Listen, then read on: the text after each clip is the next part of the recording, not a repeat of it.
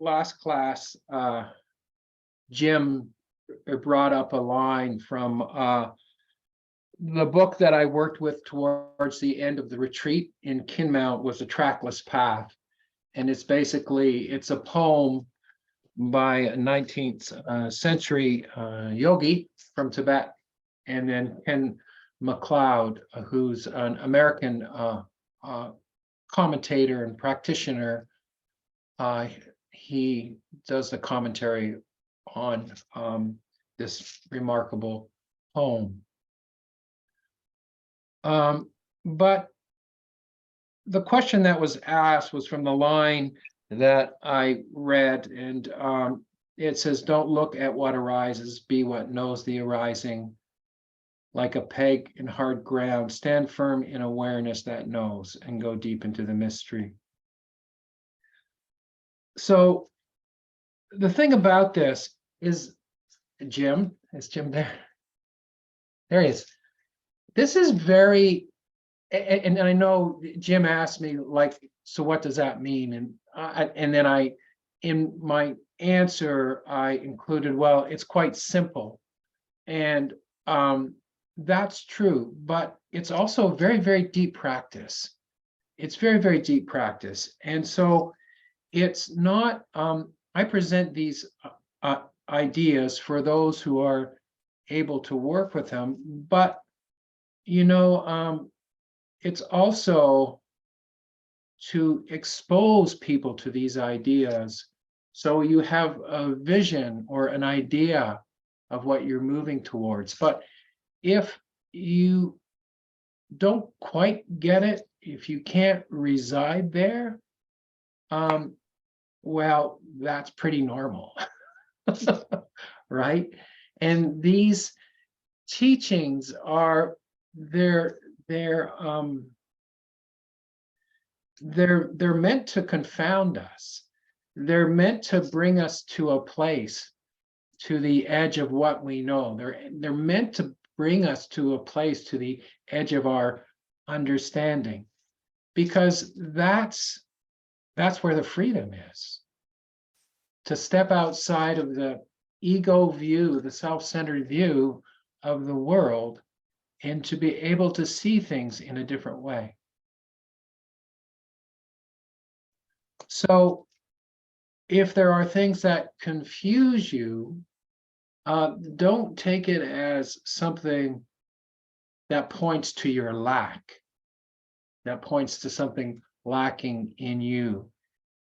Take it more as a challenge. Take it more as a question to let it really sink into your heart and to be with those questions. If you don't come up with an answer right away, that's okay. A friend of mine used to say that God is in the question. And so if there's things I say, or there's things that you read, I think with the Dharma, I think with truth, if I may say, I think if we hear something that is really connected with the way things are, I think some part of us knows it to be true. And we feel that. We feel that in our hearts. And even though intuitively we know it to be true, it doesn't mean that we understand it in that moment. And that's okay.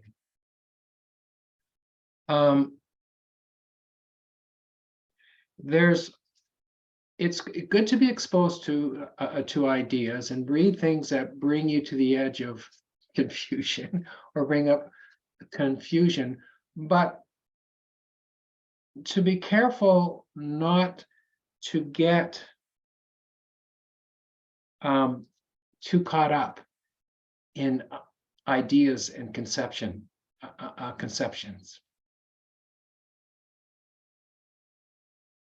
Conceptual thinking is the word I'm looking for, is not to get too caught up in that, because that's not the doorway. These ideas, that stretch our knowing, that stretch our view of ourselves or the universe. That's what they're doing, is they're stretching us. But there's a way that, especially with these practices, that we learn just to be with the question, but not get tangled up in a whole bunch of ideas around it. Just to be with the unknowing, to be with the unknowing of it.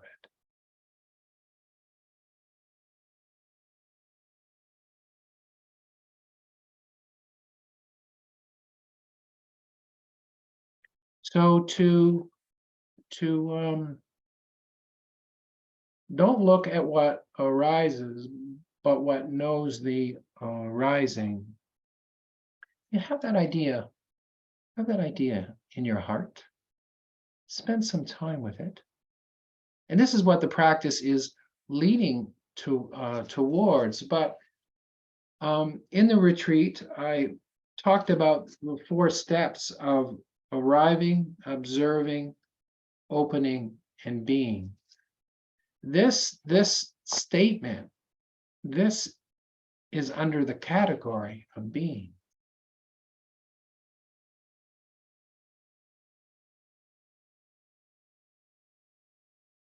We arrive, we watch, we open up to the experience, and we rest in that. And we rest in that.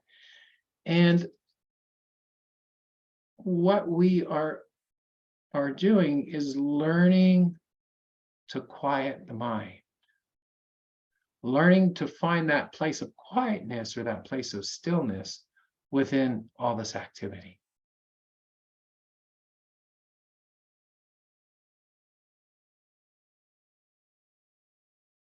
And through the practices of developing concentration, developing focus, developing moment-to-moment awareness, we start to settle into that place.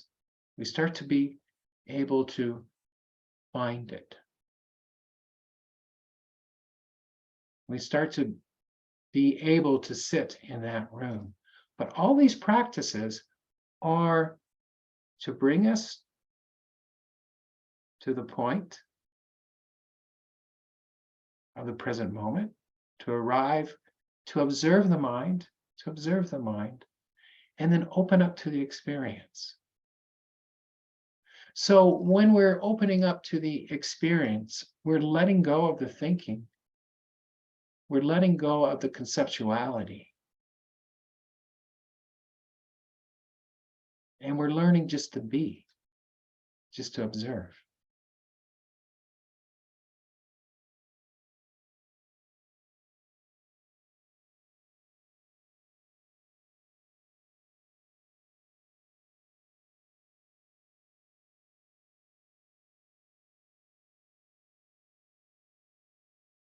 What's that? I wrote this quote. This is by another writer, is a Sri Lankan monk, and he said, "Our minds are shrieking, gibbering madhouses completely out of control." How does that sound? Can anybody identify with that?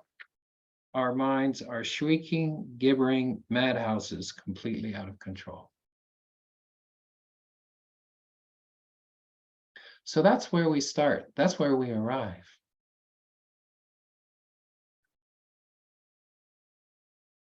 So you're not alone. You're not alone.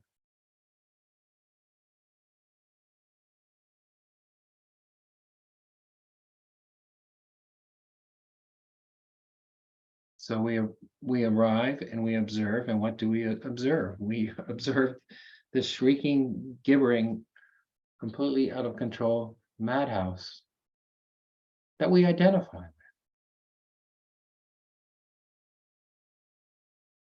But the more we settle in and the more we observe, we begin we begin to see that the thoughts are not the problem. It's our relationship to them.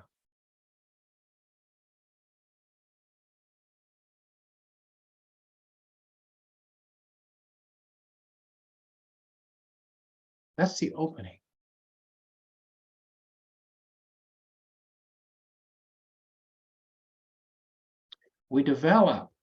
We begin to develop a quality of attention.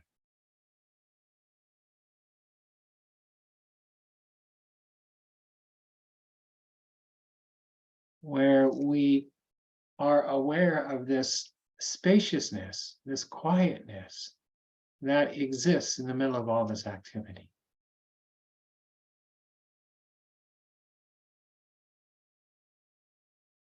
That's the practice.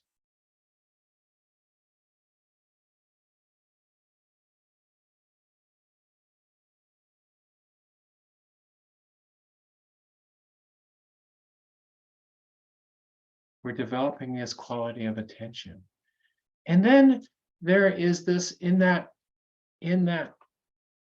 quality of spaciousness that we begin to experience, and then there is this incredible sense of possibility.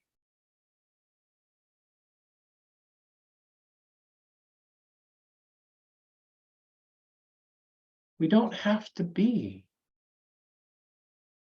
identify with this gibbering mass. There's another way to be. So we're opening. We're opening to this experience.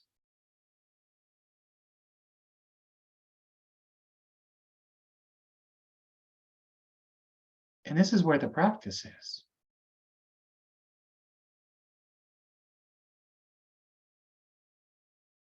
This is what we work with.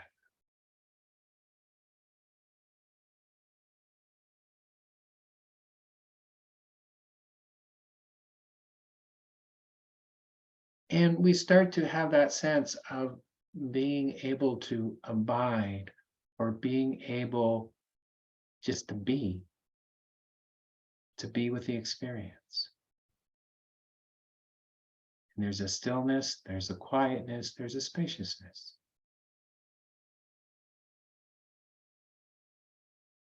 And that's what he's pointing to. That's what he's pointing to. Be what knows the arising.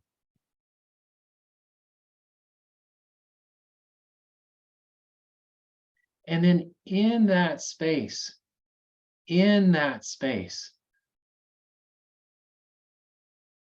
that's where the insight comes. We don't have to figure it out.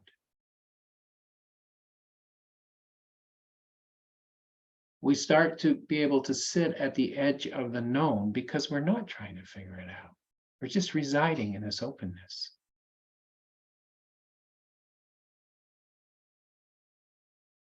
And residing in that openness, that's where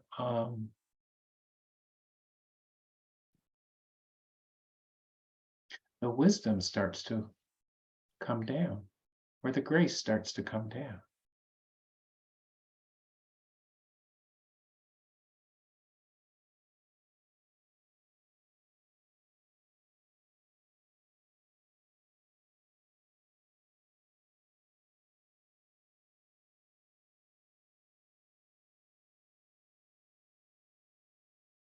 So we're watching, we're being with what's taking place. We're being with what's taking place. We're observing. We need that observation, right? We need that observation. That's why the four foundations of mindfulness are so good. They give us a way to look at our experience. We can look at our feeling. We can look at the body. We can look at the mental state, the feeling of the mind. And we can look at the content of our experience. But we're observing.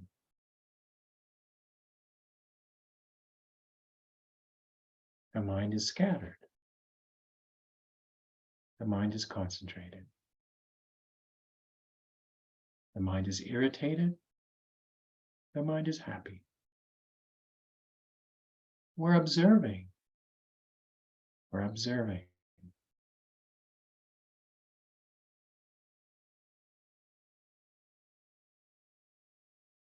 And from this, we develop this quality of attention. This quality of attention.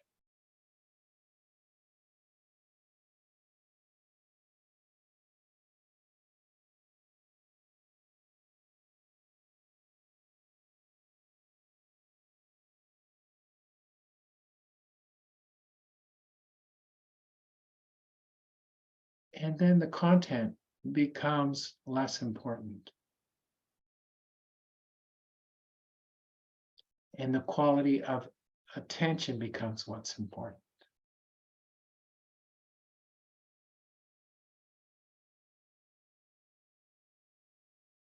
And in that quality of attention, there is that sense of beingness.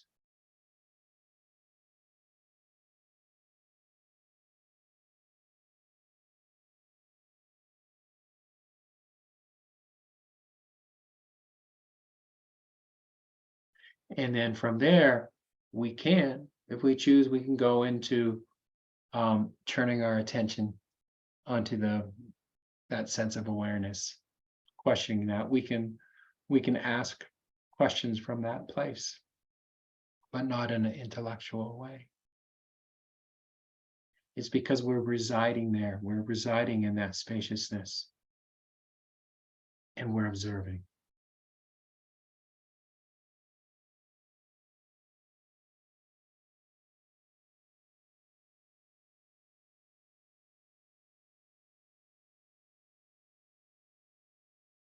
In Buddhism, there's 2,500 years of teaching.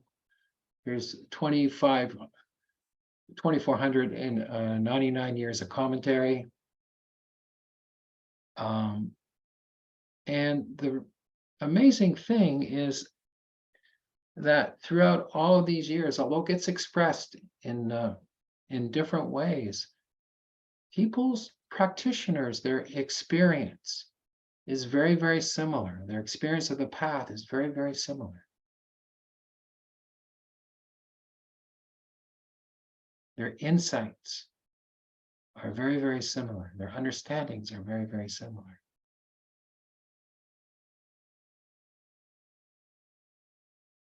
Because the truth of what this experience is changeless. It doesn't change.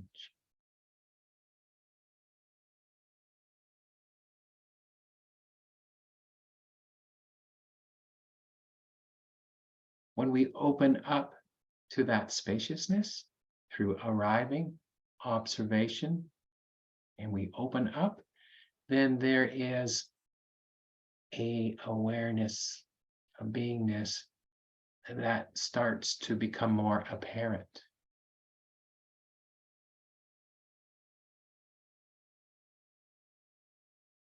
And then the truth of our experience starts to present itself.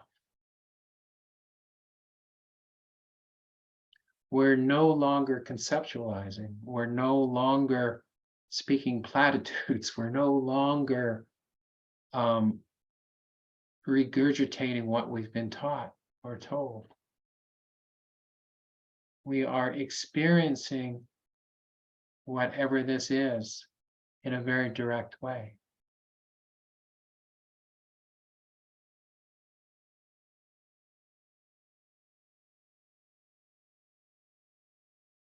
And in that place also, there's a tremendous amount of guidance.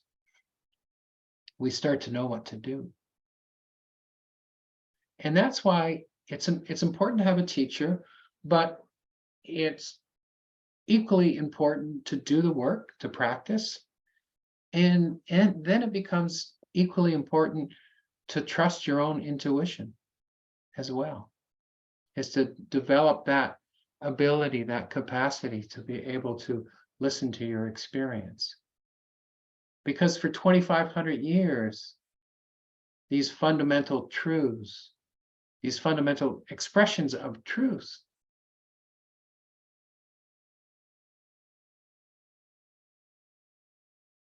Come again and again and again. And that's why somebody like Ajahn Chah is such a gift, because he had the ability to present it so clearly in just a couple of lines.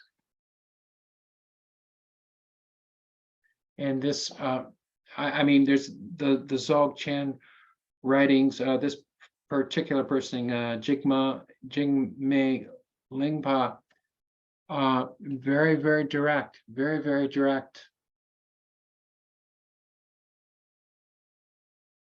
Jigme Lingpa, Lingpa. So it's very good to read the deeper teachings too, for inspiration, for real inspiration. This is what we're on about.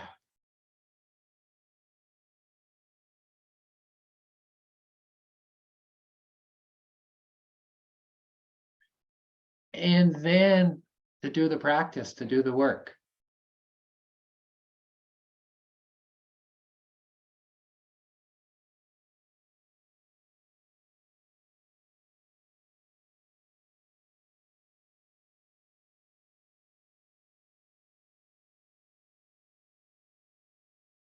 So the quality of attention, what quality of attention are we bringing to this present moment?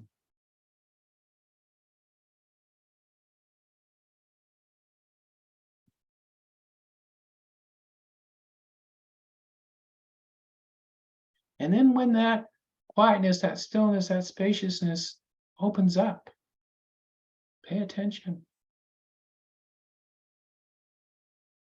Give it your full attention.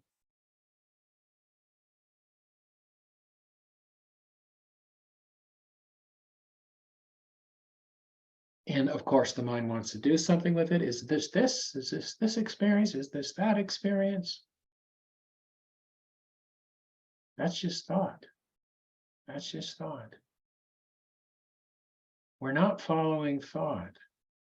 We're developing this attention, this awareness. Am I doing it right? Why can't I do it right? Why is this coming up? Why is that coming up? That's okay. That's not what it's about. It's about watching. It's about observing. It's not about how great you are. It's not about what a failure you are. It's not about any of that. It's about watching, observing, and opening to that.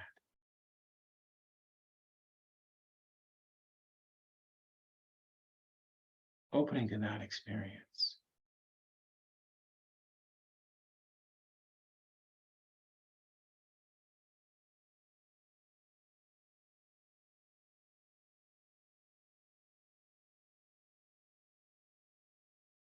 And when we open to that experience, we open to our own heart.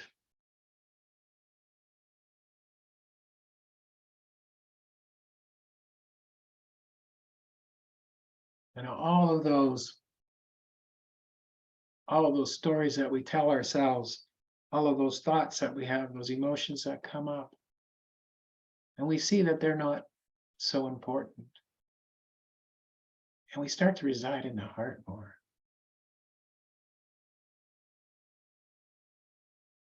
Start to open to that.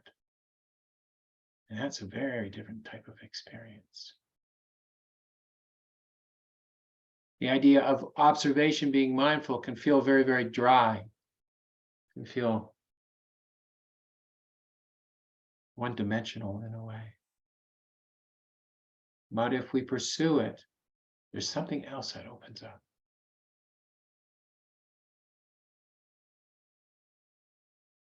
And we get closer to the heart, we get closer to ourselves. And it's not such a bad thing.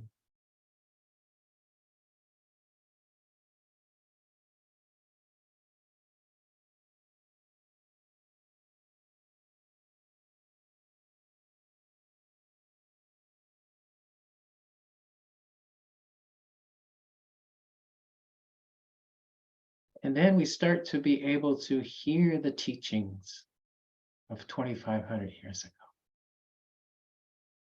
You begin to hear the teachings of the yogis and yoginis in the Himalayas.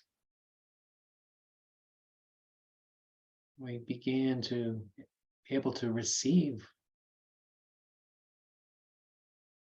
the same radio frequency.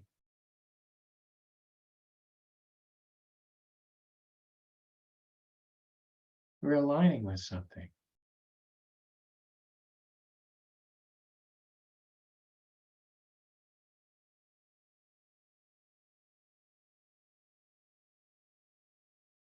We're aligning with something.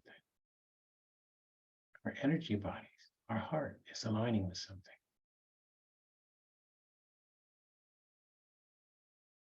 That we've been aligning with for a long, long time.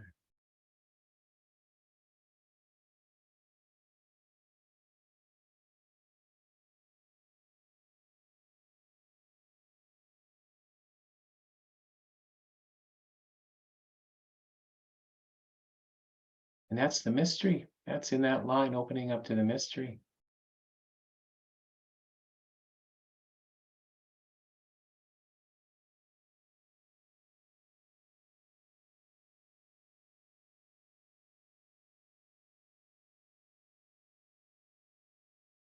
You read those, I don't know if you're read any of those. I mean, we all grew up, or there's different age groups here, but certainly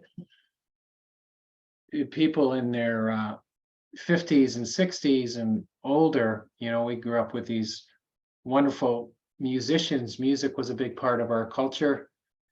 And you always hear the American musicians saying, yeah, I used to listen to this.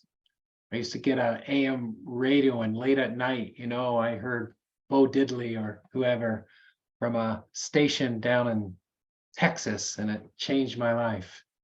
And there's a whole bunch of stories about back in the days of AM radio, these musicians who got turned on to music that was from another part of the country or another part of the world. And that if they'd be in their bedroom at night, they set it up on the sill of the window, and if they had it a certain way, they could hear the station from one place or the other. If you've read biographies of musicians, you're aware of those stories. And then they took those songs from another time, from another place, and they received them in their heart. And then they turn it into their own song.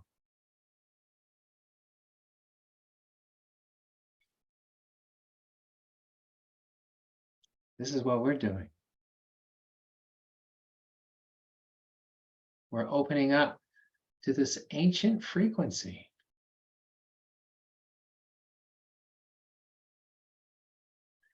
And then we don't really have to figure it out. We just have to listen. We just listen to it. We listen to the heart.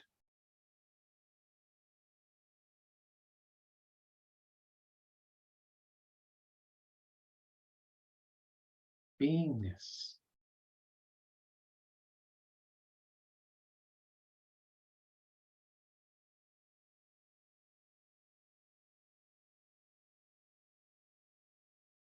And we listen to those ancient songs.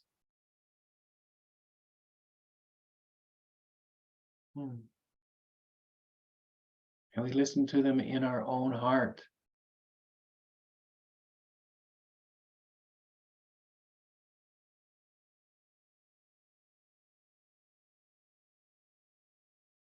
And then when we become familiar with the music,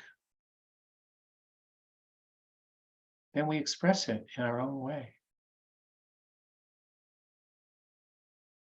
It's not about fitting in. It's about being connected.